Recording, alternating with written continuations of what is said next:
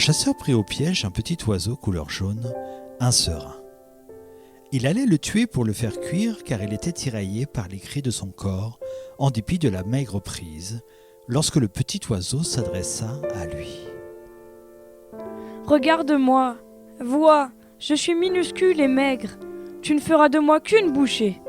Laisse-moi la vie sauve et je te révélerai 3 vérités qui te seront utiles dès demain et tout au long de ton existence. » À cette époque, en ces temps reculés, les hommes et les animaux terrestres avaient l'habitude de se comprendre et de parler ensemble lorsque la nécessité se faisait force de loi.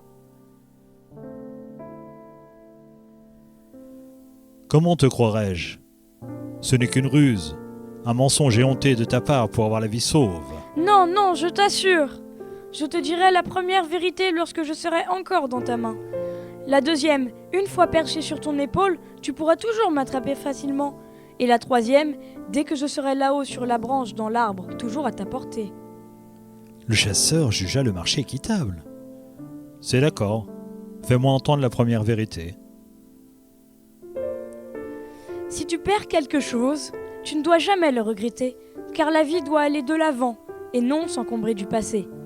Que demain ne soit pas l'otage d'hier, car vivre dans le passé, être dans la nostalgie, c'est oublier le présent et se fermer les portes du futur. Vivre, c'est vivre l'instant présent. Le chasseur réfléchit et trouva que c'était une bien belle vérité. Combien de gens ne cessent de ressasser le passé ? C'était mieux avant, hein ? Et il en faisait partie. Il tint donc parole et laissa l'oiseau s'envoler vers l'arbre voisin.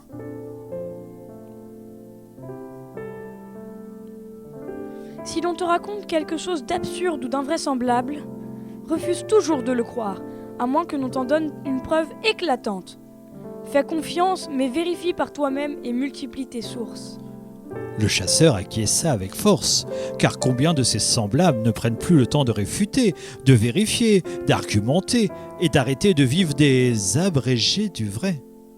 Sur ce, l'oiseau s'envola hors d'atteinte et commença à rigoler, à rire et à se moquer du chasseur. « Comme tu es bête, et comme je t'ai bien eu, sache qu'il y a dans mon cœur 2 diamants, pesant chacun plus de 50 grammes.